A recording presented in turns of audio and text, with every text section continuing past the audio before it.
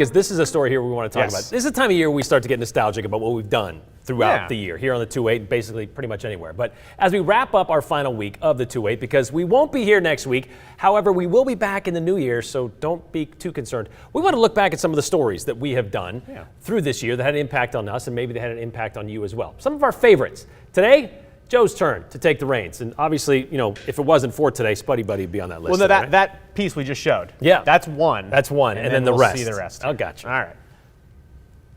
2021, what a time, right? So many stories, so many developments, but these were some of the stories that stuck out to me when reflecting on the year that was. And I'll start back in January. That's when I told Brian Holmes I was going to get rich selling stocks at home. Spoiler, I did not get rich, but some people did, and the work-from-home stock craze hit an all-time major peak when online investors, including people in Idaho, started pushing less popular stocks like Gamestop, Nokia, and AMC Theaters. Long story short, these online users knew that professional hedge managers had to buy up more of their stock so that they would not lose their vested interest. Users on the subreddit page Wall Street Bets took note, and they rushed en masse to invest in things like GameStop. But select stock prices suddenly soared, begging the question, did a group from the internet really drive stock prices up? The world was talking about it, but our friends from the Barker Capital Management and Trading Program at the University of Idaho, well, they helped set us straight. I don't think it's that simple. I believe it started that way, but it's very evident from the trading. What's happening is that the larger money, the trend fund followers, the algorithmic funds, that's what's been playing with this now. This is no longer the smaller, what's called retail investors. People saw volatility. They saw that this was a weak market that has potential, I don't want to say manipulated, but potential to be moved much more quickly. And to me, that's what I see happen. What's usually a January through April season became something much more at the Idaho State House this year. The House is adjourned sine die. Lawmakers set the state record for the longest legislative session ever at 311 days. It was quite a journey looking back on it all. Executive powers, COVID restrictions, vaccine mandates, ethics, property taxes, critical race theory, and more powered passionate debates inside the big building in downtown Boise. Now, we could probably fill 24 hours straight breaking down the session that was this year, but we'll pass on that for now.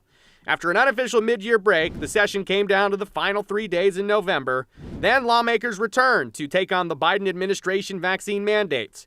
In the end, though, lawmakers passed on passing legislation, opting to wait till next year. Everyone knows this on some level.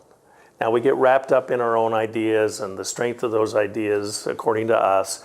But until we go through a vetting process, until they are peer-reviewed, I mean, and we want our system to work that way. If we're going to change laws, we want there to be a thorough vetting in both the House and the Senate, because our system moves slow on purpose. We don't change things easily. And when we do it when there is agreement. And if we don't have agreement, we shouldn't change it. The year 2021 also marked the end of an era for America. Nearly 20 years after we started, the war in Afghanistan was over. In the final days of the war, American troops continued fighting off terror attacks and helped to evacuate thousands of Americans and Afghans. It was a very bittersweet bookend for Idaho veterans who fought in Afghanistan. Boise Army veteran Greg Williams shared his thoughts with us as thousands of people tried to escape Afghanistan as the sudden U.S. exit ensued. It's been a roller coaster of emotions, honestly. It's mostly anger and sadness, to be honest. Obviously for the lives that were lost, that was obviously where my head went first is, the Marines and the soldiers that we lost were absolutely unnecessary. I think that every American service member knows when they enlist that they may be asked to give their life if needed. The unfortunate thing was in this case, I just don't think that it was needed. I think that it was poor execution and planning that has not had accountability taken for it yet. And just all around, anger at the situation, something that just certainly did not need to happen. And even if it were to happen, it could have been executed much better. Much like 2020, 2021 was a huge challenge for Idaho's medical community. A strong wave of COVID, powered by the Delta variant, pushed Idaho into crisis standards of care statewide back in the fall. Healthcare workers did everything they could to save very sick patients dying from COVID, but all of this took a toll on our healthcare heroes, pushing some out of the career altogether. We were reminded of the personal toll the pandemic's taken on hospital staffers when we introduced you to St. Luke's cardiac nurse Sarah McDonald. Her emotional poem about her experiences helped the community understand better what the medical community continues to go through. On to the next, on to the next, on to the next until morning. We just have to make it till morning. We just have to make it while morning. We just have to make it still morning. We just have to make it on to the next.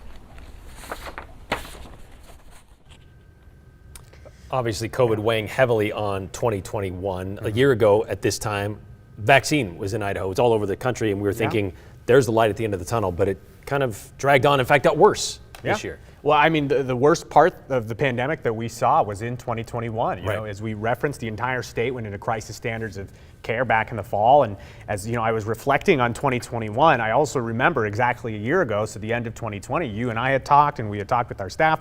Oh, a year from now, we'll be heading into the holidays, and this will be behind us, and it'll be a much different time. And as we get to the end of 2021, I don't think that I was right about that. You know, and it's also interesting thinking about where we are now as we head into 2022 next week. And you know, as we take a look back at some of these news stories, of course, we couldn't include all of my favorite stories. There's some happy ones, there's some sad ones, but you really cannot talk about 2021 without talking about the significance of COVID here in Idaho. Yeah, well, at least we're going into 2022 differently than we went into 2021 because, again, we have a vaccine now, and it is more widespread, and we'll see how it goes. All right, thanks, Joe. Good look back.